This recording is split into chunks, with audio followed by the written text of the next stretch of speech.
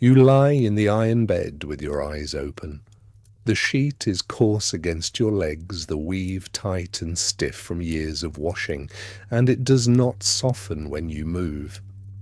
You shift your weight and the frame creaks once, a small sound in the dark, and goes quiet again.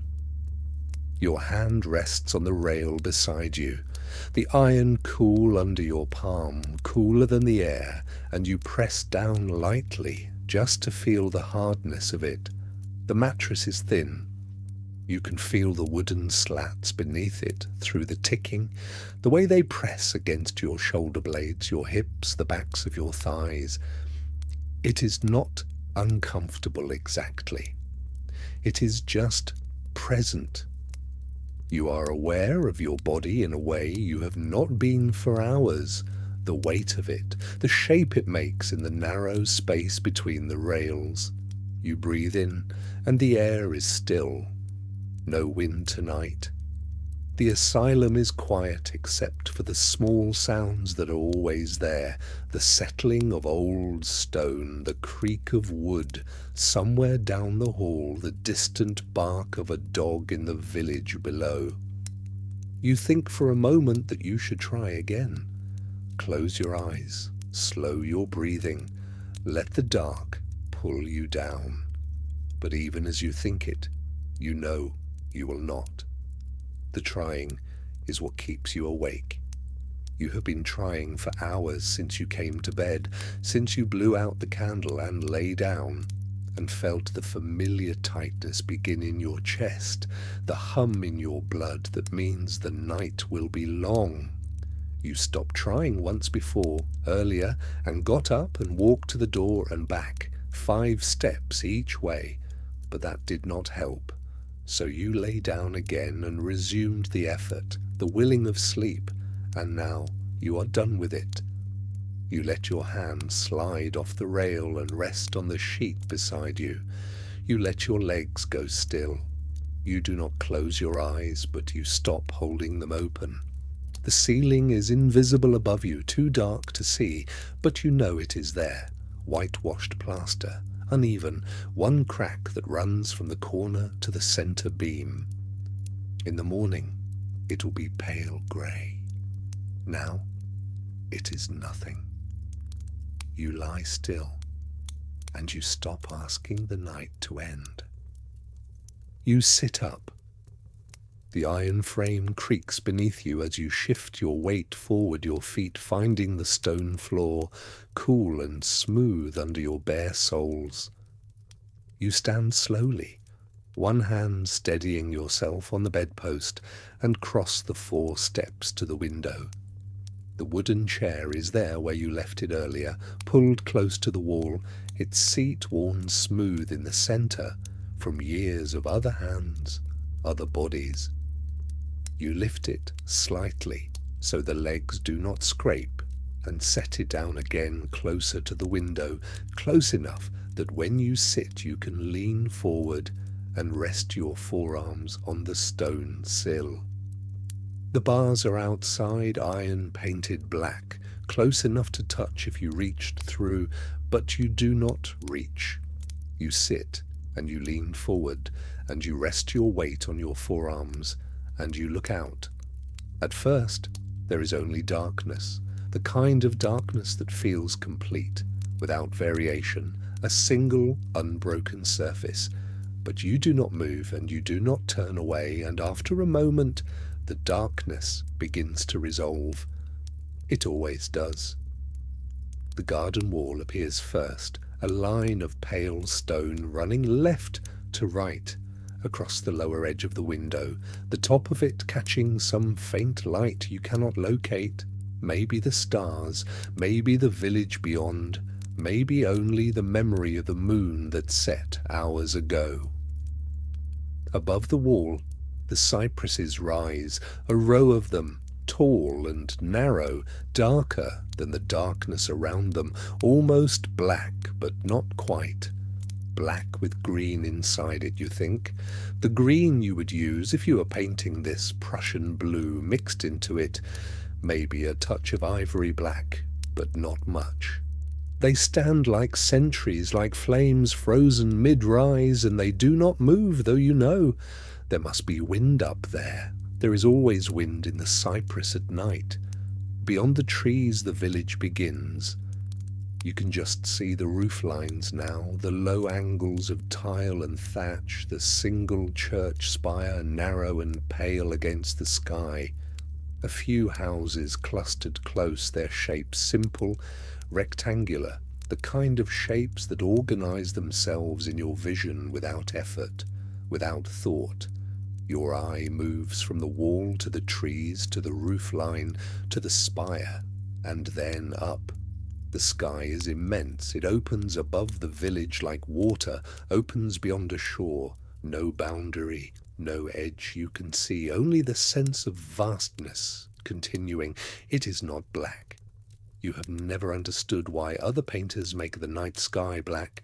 It is blue, deep blue, the blue of the sea at Saint-Rémy after sunset, and it is not still. It moves. You cannot see the movement exactly, but you feel it, the way you feel water move when you stand in it, the gentle turn and press of something larger than you. The geometry arranges itself, wall, tree, roofline, spire, sky, each element in its place, each shape balanced against the others, the composition forming without your hands, without your will, just your eyes and the night and the window between them. Your eyes find the star. It hangs above the easternmost cypress, brighter than any star you have seen, almost the size of a coin held at arm's length, and for a moment you think it cannot be a star at all. It must be something closer, a lamp in someone's window far up the hill, a lantern left burning in the church. But no lamp burns like this. The light is not white.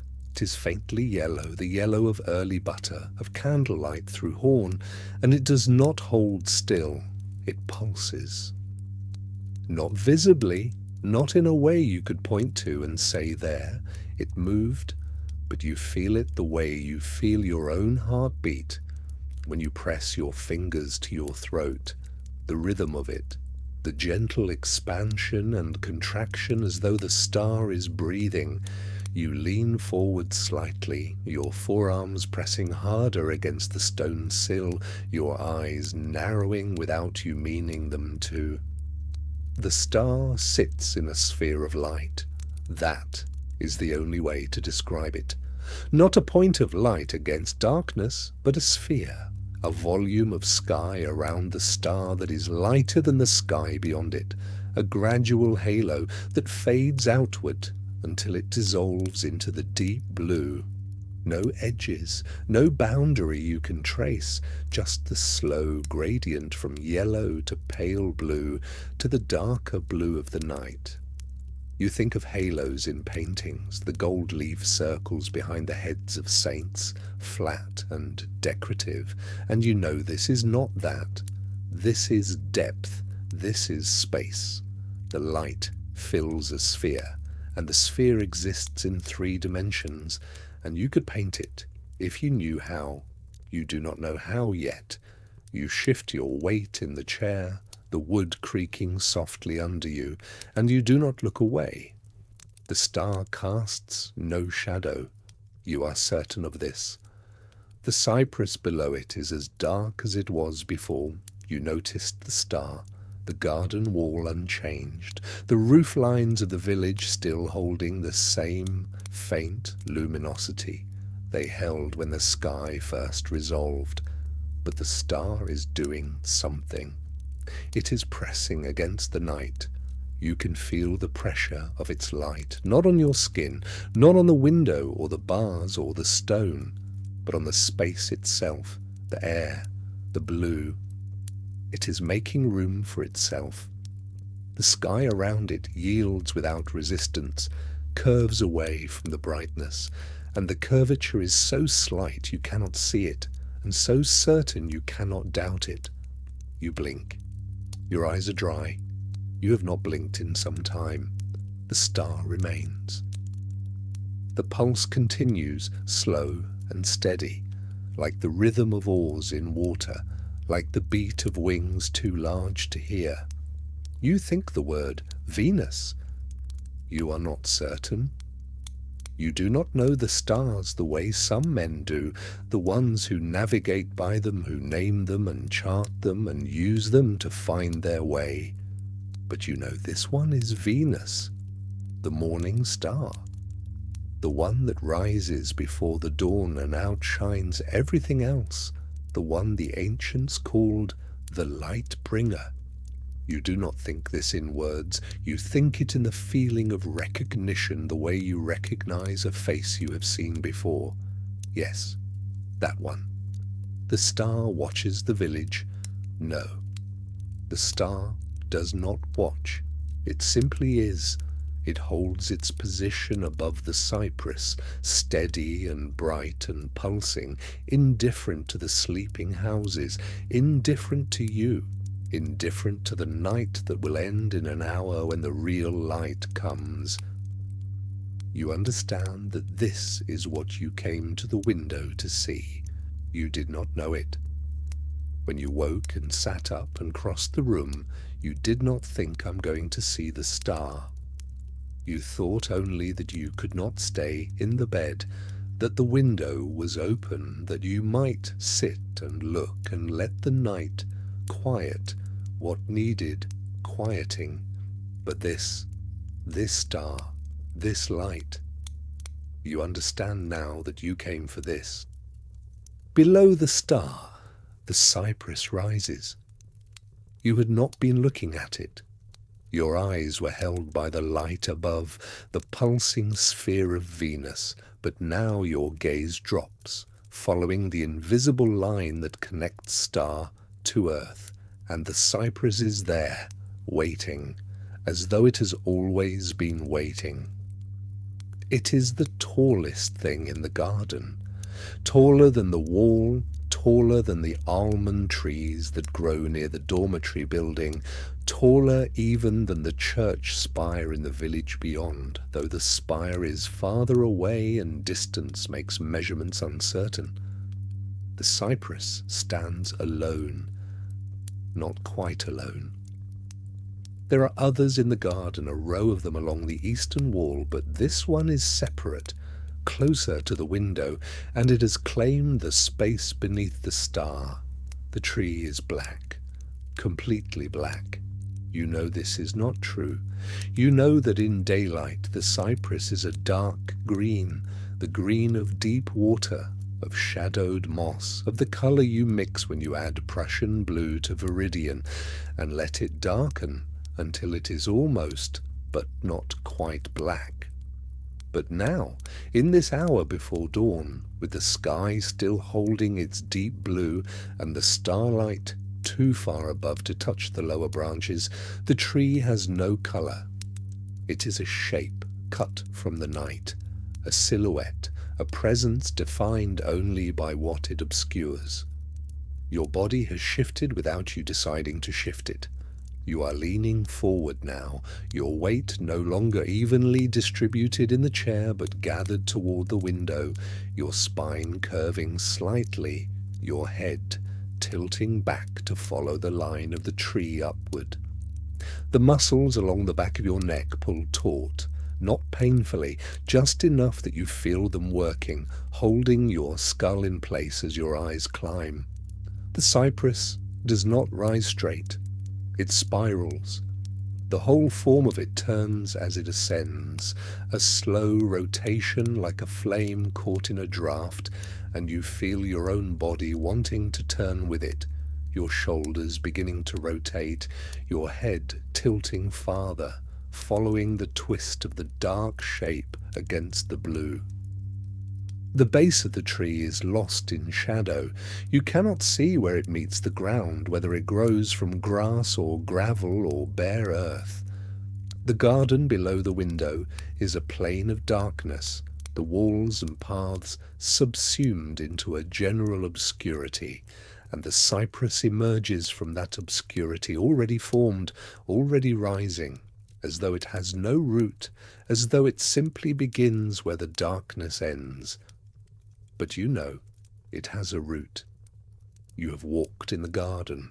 You have stood near this tree in daylight and looked up and felt the vertigo of its height, the way it seems to pull the eye upward and refuse to let go. Now, in the dark, the pull is stronger. Your neck aches faintly. The small muscles at the base of your skull, the ones that hold your head steady when you paint, when you stare at the canvas for hours without moving, those muscles are tense now, engaged, doing the work of keeping your gaze aligned with the ascending form. The cypress is not still. You see this now, or you feel it. The edges of the silhouette are not crisp.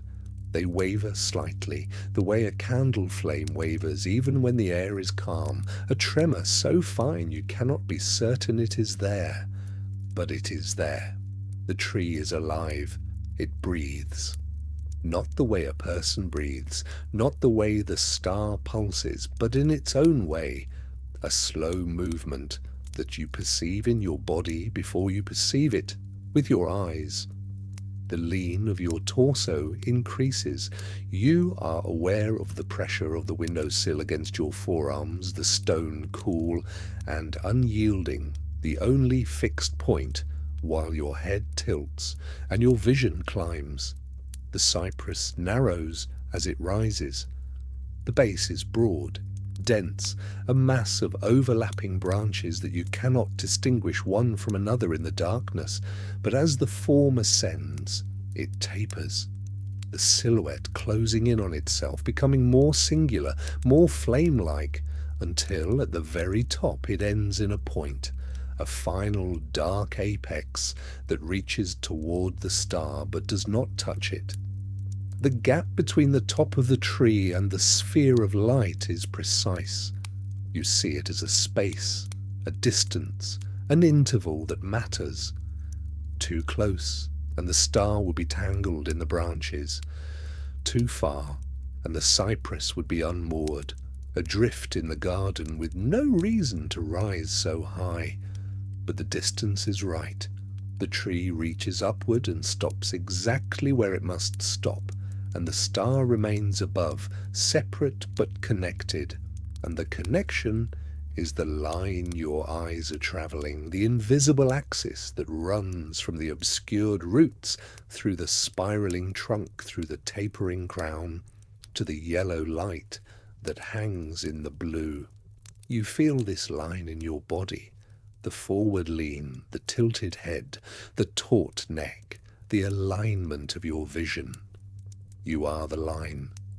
For this moment, sitting in the wooden chair in your nightshirt in the room with the barred window, you are the connection between earth and star. And the cypress is the form that shows you what that connection looks like. You do not think the word axis. You do not think at all. You simply hold the position, your body curved toward the window, your eyes moving slowly up and down the length of the dark tree, feeling the spiral, feeling the rise, feeling the way everything else. The village, the wall, the garden, the distant hills you cannot see but know are there, arranges itself around this vertical. The cypress is the center, not the star. The star is above the center, the bright point that marks the top of the axis, but the tree is the thing that holds, the thing that stands, the thing that makes the rest of the night make sense. You breathe slowly. Your chest expands and the movement shifts your weight slightly, and the muscles in your neck adjust, and you keep looking. The dark flame, the silent spiral, the shape that connects what is below to what is above. You will paint this. You know it now, with the same certainty you knew the star. Not the tree as it appears in daylight, solid and green and rooted in visible ground, but this tree, the black tree, the one that rises out of darkness and twists as it climbs and ends in a point beneath the morning star. You will paint the cypress as the axis of the night, as the thing, the sky, turns around. You think of Theo, your brother, asleep now in Paris in his apartment on the Rue Lepic, in the bed you have never seen but have imagined many times. The room will be dark there too, but a different dark, the dark of a city where gaslight bleeds through curtains and the sounds of other lives press against the walls. Here there is only the garden, the stone, the bars on the window. You wonder if he is dreaming. You wonder this often in these hours when you are awake and he is not, when the distance between Saint-Rémy and Paris feels like the distance between the earth and the star. Your breathing has slowed. You notice this without deciding to notice it. The air moving in through your nostrils, cool and clean, the scent of rosemary and dry grass coming with it from the garden below. The air moving out again, warmer now, carrying nothing, in and out. The rhythm of it like the rhythm of your pulse, steady, unremarkable, the body doing what the body does without being asked. You begin to form words, not aloud. You do not speak them, but in your throat there is a small movement, a tightening, the muscles preparing for speech, even though no sound comes. Dear Theo. The words shape themselves behind your closed lips, silent, invisible. The letter you write in your mind because you cannot write it on paper yet, because it is not yet dawn, and the light is not right for writing, and you have no lamp in this room, and even if you did, you would not light it, because the lamplight would destroy the blue, would make the window a mirror, would trap you inside with your own reflection instead of letting you see out into the moving sky. You would tell him about the star. You try the sentence, forming it silently, your throat shifting with the unvoiced words. The morning star is very bright tonight, but even as the sentence takes shape, you know it is wrong. Not untrue. Wrong. Insufficient. The star is bright, yes, but that is not what you are seeing. What you are seeing is the way the light holds weight, the way it presses against the blue, the way the blue presses back, the two forces balanced, creating the pulse, the rhythm, the sense of something breathing. How do you say that in a letter? How do you write? The sky is moving. Your breathing catches slightly, a small interruption in the rhythm, and you feel the words trying to form and failing. The sky is moving. He would read that, and he would not understand. He would think you meant clouds, wind, the ordinary movements of weather. But there is no wind tonight. The air is perfectly still. You can feel it on your face, unmoving, and yet the sky above the village is turning slowly, the stars circling the invisible center, and the blue is not fixed. It is shifting, deepening in some places, lightening in others, a constant subtle change that you perceive not with your eyes but with something else, something that has no name. Your chest rises and falls. The nightshirt moves with it, the linen soft and worn, the fabric loose around your ribs. You are aware of your heartbeat now, not fast, not slow, just present, a steady pressure behind your sternum, a reminder that you are here, alive, awake, watching. You try again. The sky is not black, it is blue, and it moves the way water moves, better, closer, but still not right. Theo knows water. He has seen the sea at Scheveningen, the canals in Amsterdam, the Seine. But this is not water. This is sky. And the movement is not the movement of waves or current or tide. It is something else, something you have never seen before tonight. And having seen it now, you cannot unsee it, cannot go back to thinking of the night sky as a fixed black dome scattered with static points of light.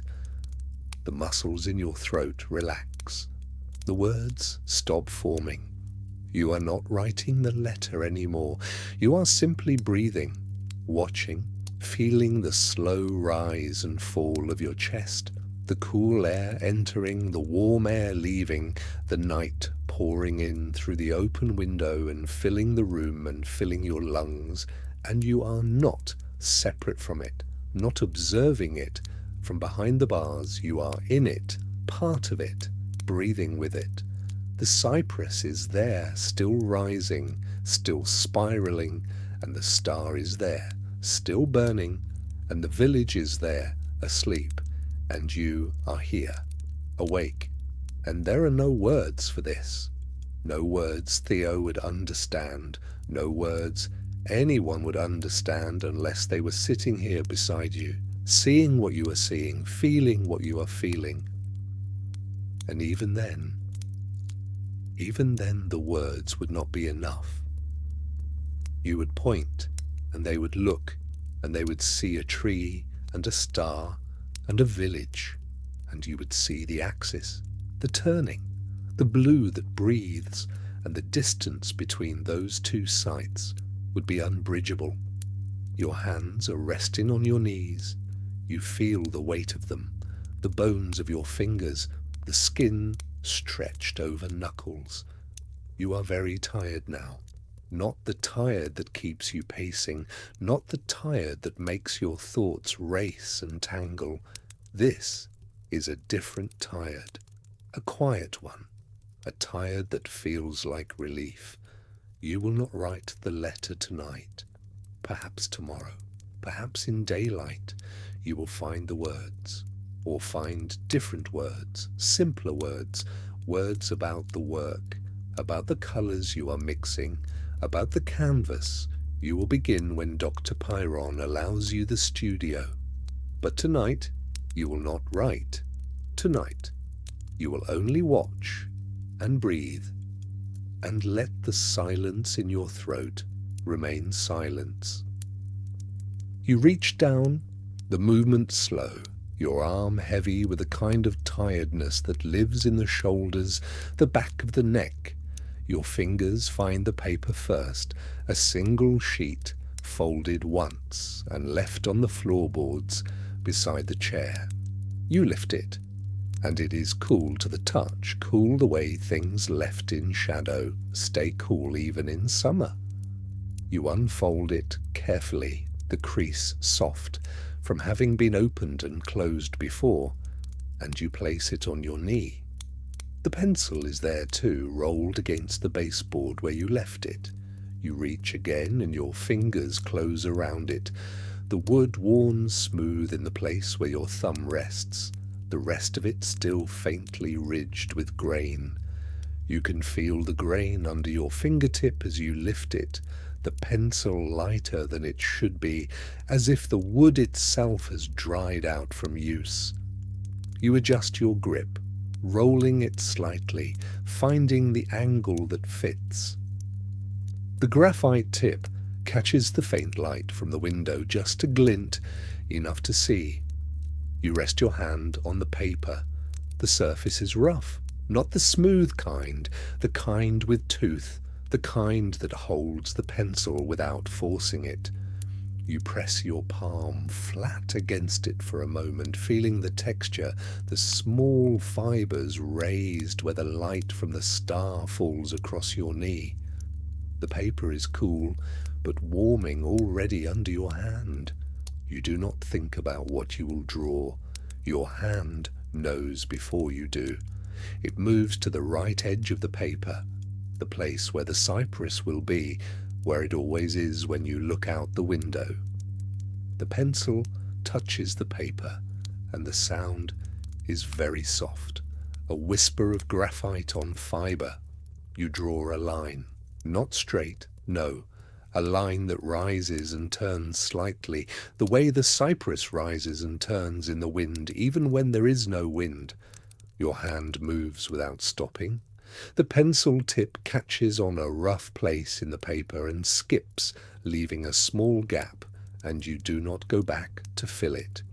You keep moving, the line going up, the cypress growing under your hand the way it grows outside the window, dark and tall and leaning just slightly to the left.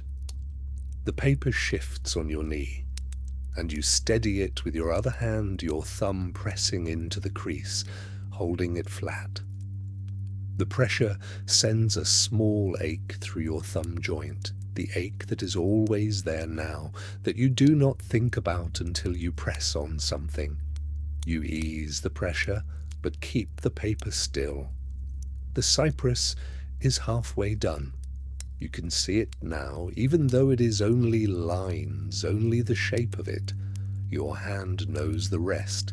It knows the way the branches cluster at the top, the way they flame out like a hand opening. You do not look at the real cypress. You look at the paper. The cypress on the paper is the one you are drawing now, and it is enough. Below the cypress, the village sleeps. Saint-Rémy, a small collection of low buildings pressed together in the darkness, their rooftops barely visible against the valley floor. The church spire rises among them, not tall, no taller than the cypress itself, a simple finger of stone pointing up into the turning sky. You can see the edge of it from here, the way it catches the faintest silver from the stars. A few walls, a few chimneys, the shapes of houses you have walked past in daylight when Dr. Pyron allows you into the town. They are nothing now, just darker shapes against the dark. The valley holds them. The mountains beyond hold the valley. Everything is held. You lean forward slightly, your forearms on the windowsill, the iron cool through the thin cotton of your nightshirt. The silence is enormous. Not the silence of an empty room, but the silence of a living world that has chosen, for this moment, to hold its breath. You can feel it in your ears, a kind of pressure, the way silence becomes its own sound when it is deep enough. Your pencil has stopped moving. The paper rests against your thigh, but you are not drawing now. You are only looking down into the sleeping village, across the rooftops, along the line where the buildings end and the fields begin. Then you see them. 2 windows, small rectangles of yellow light, one near the centre of the village, one off to the left near what you think might be the mill. Someone else is awake. 2 someones in 2 different houses burning their lamps at this hour when the rest of the world has let go. You wonder for a moment what they are doing. A woman with a sick child, perhaps. A man who cannot sleep, like you. Someone writing a letter. Someone reading. Someone sitting as you are sitting, looking out at the night. The thought rises, and you let it come. You imagine them there, whoever they are, holding their small lights against the dark. Then the thought passes. You stop wondering. It does not matter who they are or why they are awake. They are there, that is all. 2 points of yellow in the blue-black valley. You will remember them. You will put them in the painting when you paint this, not because they mean something, but because they were there, because this is what you saw. A dog barks, once very far away from somewhere beyond the village, out in the fields or near the road that leads to Les Baux. The sound hangs in the air for a moment, and then it is gone. The silence closes over it like water. Nothing else. No wind, no voices, no bells. The world is still. You feel the stillness in your chest, in the slow pull of your breath. The village sleeps, and you are watching it sleep. The cypress rises beside you, its dark shape unchanging. The stars turn overhead. The 2 lit windows glow. Everything else is dark. Everything else has let go. You close your eyes for a moment, just a moment, and when you open them again, the windows are still there, steady, patient. You rest your hand on the sill. The iron is cold, for the night is not. The night is June and soft and enormous. You breathe. The valley breathes with you. You set the pencil down and look up again at the sky, trying to name the colour of it, the way you always try to name colours, even in darkness, even when there is no canvas in front of you. It is not black. It has never been black, not in all the nights you have watched through this window. Black is what other painters use. Black is what people call the night when they have not looked at it long enough. You narrow your eyes slightly, the way you do when you're trying to see past the surface of a thing. The sky tonight is blue, a very deep blue, the blue of the Mediterranean when you're far from shore and the water beneath the boat goes down and down into a darkness that is still blue. Prussian blue, but warmer, with something of ultramarine in it, something that holds light even as it swallows it. You have tried to mix this colour before in the studio downstairs, and you have never gotten it right. Too much black, and it dies. Too little, and it becomes merely evening, not night. The air is cool against your face. You can feel it moving, barely. Just enough to remind you that the night is not still. Nothing is still. Not ever. The blue moves the way water moves. It does not sit flat against the stars. It flows around them, and they turn inside it, each one a small, soft wheel of light. You tilt your head slightly, watching the morning star. The largest one, the one hanging above the cypress like a lantern someone forgot to bring inside. It is not a point. It is a circle, a halo of yellow-white light that spirals very slowly, and the spiral has weight. You can see the weight of it, the way it presses into the blue and makes the blue move around it in rings. The other stars do the same, smaller, fainter, but each one turning. You think of Theo's last letter. He wrote about the paintings you sent him, the orchard paintings from April. He said the critics do not understand why your skies move, why they are never flat.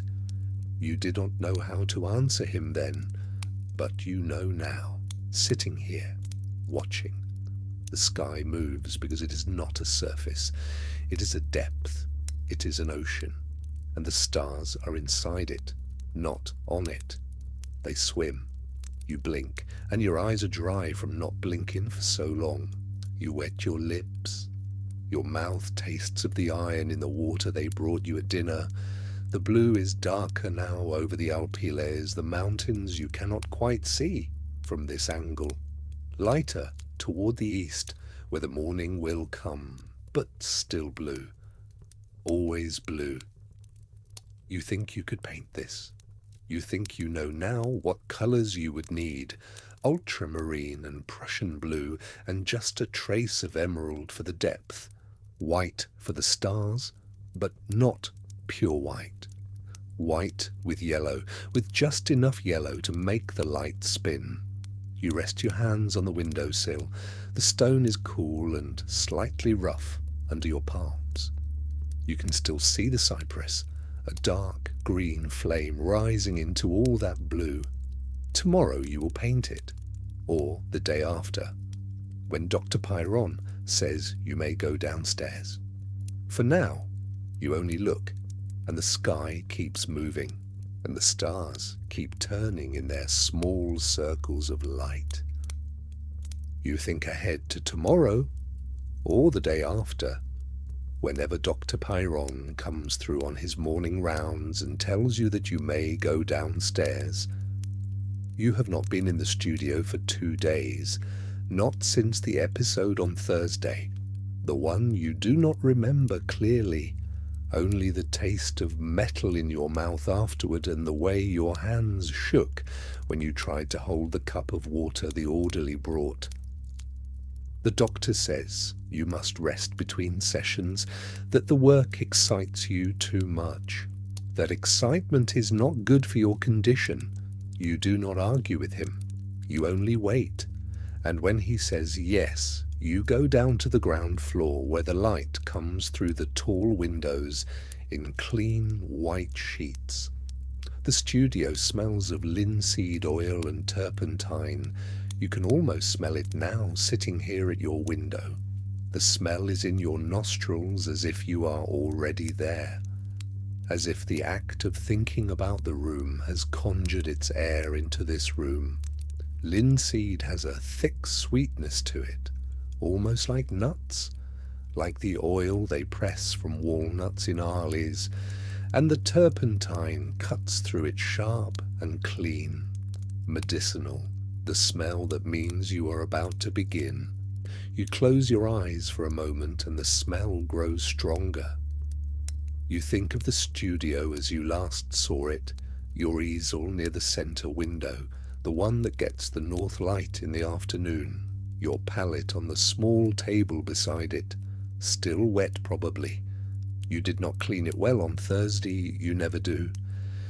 The colours mix themselves between sessions, ochre bleeding into white, ultramarine creeping toward the cadmium yellow, making new colours you did not intend. Colours that sometimes teach you something. The floor is stone. It is always cold down there, even in June, and there are stains on it. Old stains from painters who were here before you, or from you. You are not always sure which. The canvases are stacked against the east wall, some finished, most not. The orchard paintings Theo wrote about, the irises you started in May, 3 studies of the garden that you abandoned because the green was wrong.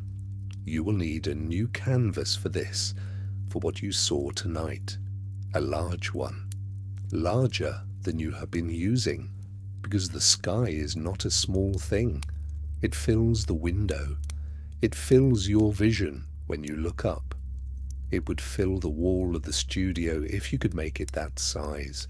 You think of the brushwork you will use, not the tight, careful strokes you used for the portraits in Arles, not the neat rows you gave to the orchard blossoms. This will need to move.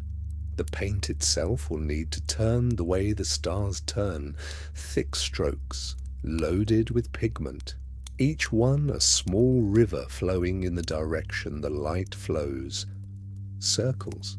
You will paint in circles, around each star, around the moon if it rises, around the cypress, because the cypress is also turning.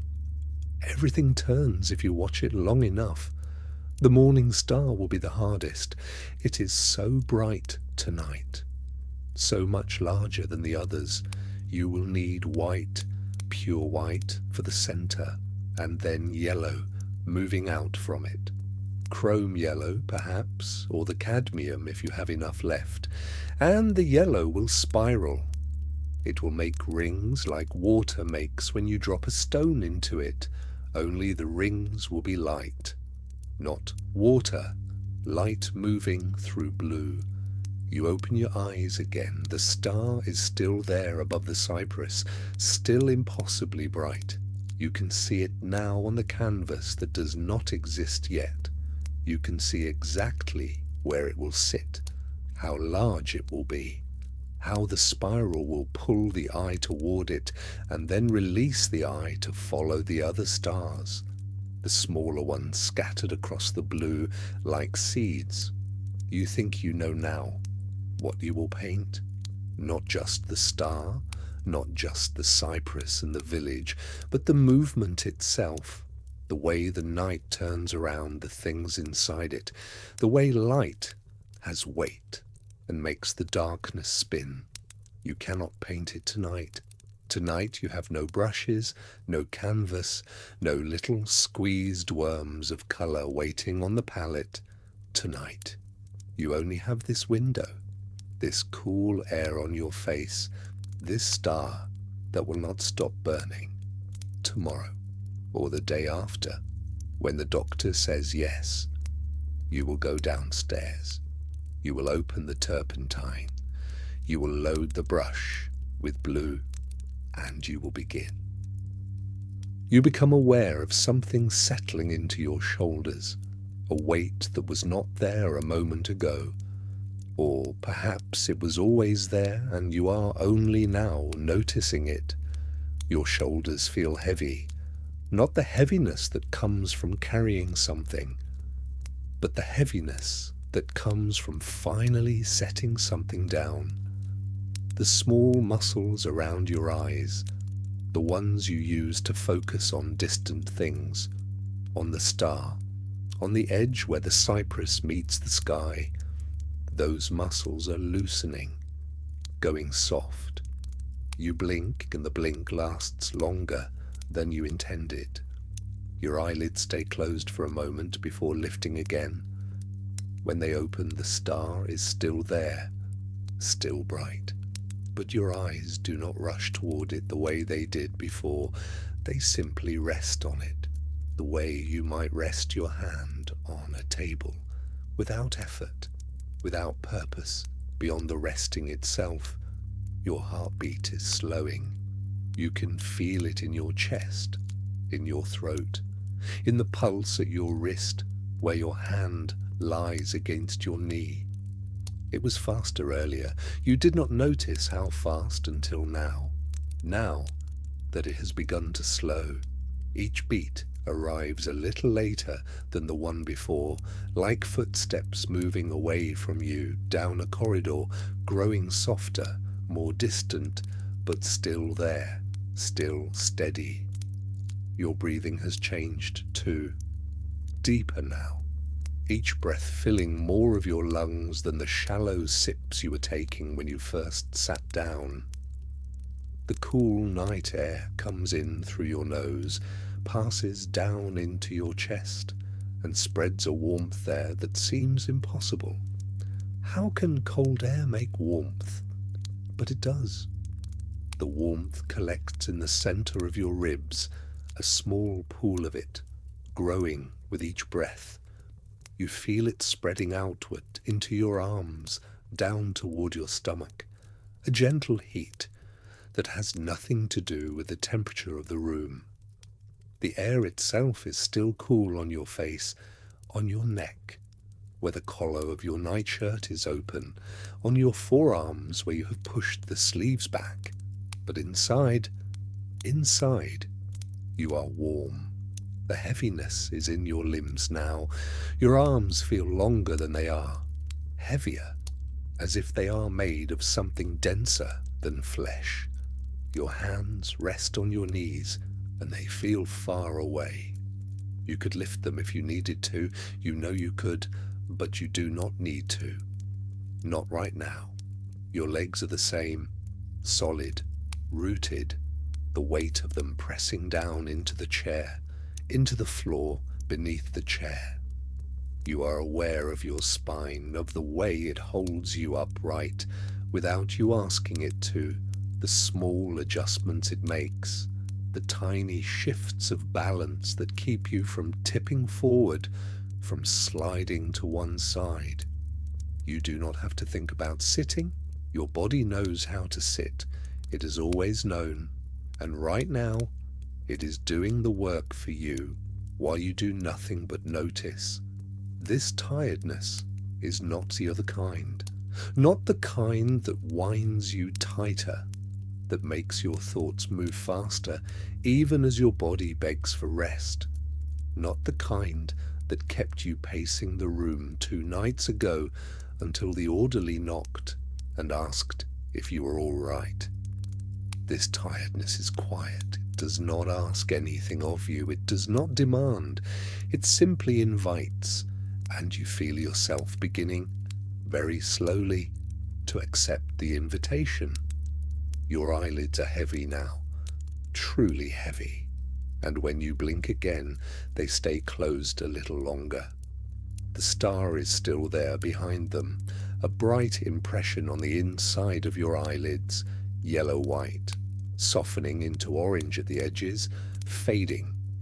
You open your eyes once more and the real star returns, steadier than the one you saw in the dark. You think you might sleep after all. You pick up the paper from your knee, your fingers careful at the corners, and you tilt it toward the window, angling it to catch what little light the star and the fading night can give you. The drawing is rough. You can see that immediately. The lines are quick, made without hesitation, without the deliberation you usually bring to your work. The cypress is there, a dark shape rising from the bottom edge of the paper, your pencil pressed harder on the upstroke, lighter where the branches reach outward. The tree is not botanically correct. You did not count the branches or measure the proportions, but it has the rightness of something seen truly. The way it claims the space, the way it refuses to be merely decorative. Below it the village sits in a cluster of small rectangles, rooftops suggested with 3 or 4 strokes each. The church spire a simple vertical with a peaked cap, no detail in the windows, no texture in the walls, just the arrangement of shapes, the way the buildings settle against the hillside like stones in a stream, finding their places without effort. Your eye moves across the paper, reading the marks your hand made while your attention was elsewhere, while you were looking more than drawing. And you see that the proportions are not quite right. The village is too small relative to the cypress, or perhaps the cypress is too large. And the perspective of the rooftops is inconsistent. One building viewed from above, another from the side. But these wrongnesses do not trouble you.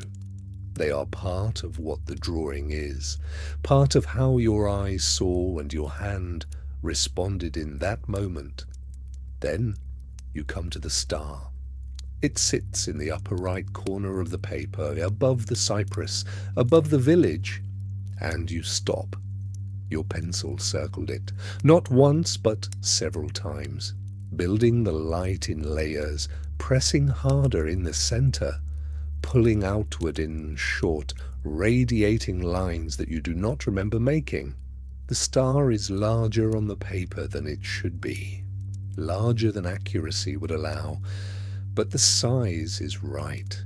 The size matches what you felt when you looked at it, not what a camera would record, but what your eye understood. You bring the paper a little closer, studying the way the lines spiral outward from the center, the way they create movement even in stillness. And you realize, without deciding to realize it, without the thought forming in words, that this is enough. You do not need to add the other stars, the ones scattered across the rest of the sky. You do not need to darken the cypress or define the village more clearly. You do not need to note the date or write Theo's name at the top, the way you sometimes do. The drawing has captured the one thing that mattered, the star, and everything else on the paper exists only to give it context, to let it be what it is. You lower the paper back to your knee, your hand still holding the edges, and you look at it for a moment longer, not judging it, not planning what you will do with it, simply seeing it. The lines are rough. Yes. The proportions are wrong, yes, but the star is exactly right. The star is what you saw, what you felt, the weight of its light, The way it turned the night blue instead of black. The way it made the sky move like water. You set the paper down on the wooden seat of the chair beside you, laying it flat, your hand resting on it for a moment before you let go. Outside the window, the real star is still there, hanging over the real cypress, brighter now than it was an hour ago. Or perhaps you are only more awake to it, more open. The sky is beginning to change at the edges, not lighter yet, but less dense, the blue thinning toward something else, something that is not quite dawn but is no longer full night. You can feel the difference in the air, a subtle shift in temperature, in weight. You do not need to draw anymore. You have what you came to the window for. Even if you did not know you were coming for anything, even if you only sat down because you could not sleep, and the star was there, calling you without sound, you lean back slightly, your spine pressing against the back of the chair, and you let your hands rest in your lap, empty now, no pencil, no paper, nothing to hold, nothing to make, just your hands, quiet, still, resting. You set the paper down on the floor beside the window, the pencil rolling slightly on the uneven boards before it settles, and you place your palms flat on the stone sill to push yourself up. The cold travels into your wrists, into the bones of your forearms, and you feel the weight of your body gather itself slowly, preparing. Your knees make a small sound as you straighten, a creak like old wood, and you stand. Your feet are bare on the floorboards, each plank a different temperature, some warmer where the day's heat has lingered, some so cold they pull the warmth out through your soles. You take one step back from the window, then another, and the room tilts for a moment. Not the room, something inside your head that takes a breath to resettle. You reach out with one hand, not because you need to, but because the chair is there and your fingertips find the back of it, smooth wood-worn pale where your hands have rested 100 times before. The vertigo passes. You turn, slowly, your body a careful axis, and the window moves behind you now, the star still there in the frame of it, the cypress still its dark flame against the blue, but you are facing the other way, toward the bed, toward the small iron frame with its thin mattress and the single sheet you folded back before you sat at the window, hours ago now. The floor is colder here, away from the window, where the night air has settled into the corners. You take another step, your weight shifting from your left foot to your right, the ball of your foot, then the heel, a rhythm you do not think about. You reach the bed. The iron frame is cool under your hand when you steady yourself, and you lower yourself down. One knee on the mattress first, then the other, the canvas beneath the sheet shifting slightly, adjusting to your weight. You swing your legs up, one at a time, slow, deliberate, and you lie back. Your shoulders meet the mattress, your head finds the pillow, thin and hard but familiar now. The sheet is cool against your chest, your arms, and you do not pull it higher. Not yet. Behind you, the window is still open. You can feel the air moving through the room, a faint current that brushes the back of your neck, the edge of your ear. You do not turn to look. The star is still there. You know this without seeing it. The cypress is still there. The sky is still turning its slow blue turn above the sleeping village. You brought it inside with you. The drawing on the floor by the window, rough, unfinished, but the star in it is right. You close your eyes. Your breathing slows, deepens. The mattress holds you. The room holds you. The star remains, even now, even with your eyes closed, a bright point behind your lids. And you let it stay there. You let it burn. You lie on your side now, facing the wall, the sheet pulled to your shoulder where it rests without weight. The plaster is very close, close enough that you could touch it if you lifted your hand, but you do not lift your hand. Your arm lies along your body, your fingers curled loosely against the mattress, barely touching. The wall is pale even in this darkness, a grey that holds the faintest memory of white, and there are small irregularities in the surface, tiny shadows where the plaster has settled unevenly. You have looked at this wall many nights, traced its small geography with your eyes when sleep would not come. But tonight you are only aware of it, present, near. You do not study it. Your breathing has found its own rhythm now, slow, even. The kind of breathing that comes when the body begins to forget it is awake. The room around you is still.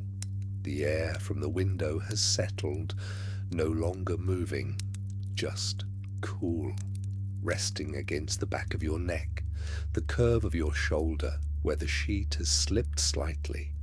Behind you, the window holds the last of the night, blue fading now, though you cannot see it, cannot see the star, cannot see the cypress. You brought them inside. They are here, somewhere, in the room, in the drawing on the floor, in the space behind your closed lids. But they are quieter now, in the garden, somewhere below. A bird makes a sound, a single note, high, clear, not a song yet, just a note, testing the morning. You hear it without listening, the way you hear your own breath. It comes again, the same note, and then the space after it, longer than you expect, so long you almost forget there was a sound at all. Your body is heavy now, sinking slightly into the mattress, the canvas beneath the sheet, the frame beneath that, each layer holding you. The bird calls once more, farther away this time, or perhaps not farther, perhaps only softer. The space after it grows, widens, becomes something you could fall into. Your hand against the mattress relaxes, your fingers opening, the small tension in your palm releasing.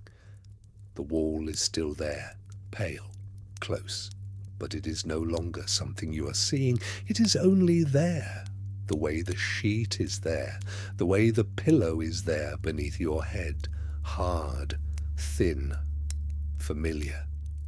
Your breathing slows again, deeper now, each breath longer than the last. The bird does not call again, or if it does, you do not hear it. The morning is beginning somewhere in the garden, beyond the cypress, over the village, but you are no longer in the morning. You are here, on your side, facing the wall, the sheet at your shoulder, and the weight of being awake is gone, not lifted, just gone. You do not notice when it happens. There is no moment, no threshold, only the slow dissolution of the difference between resting and sleep. And you drift, quiet, held, into the grey that is not darkness. That is simply the end of this, and the beginning of nothing at all.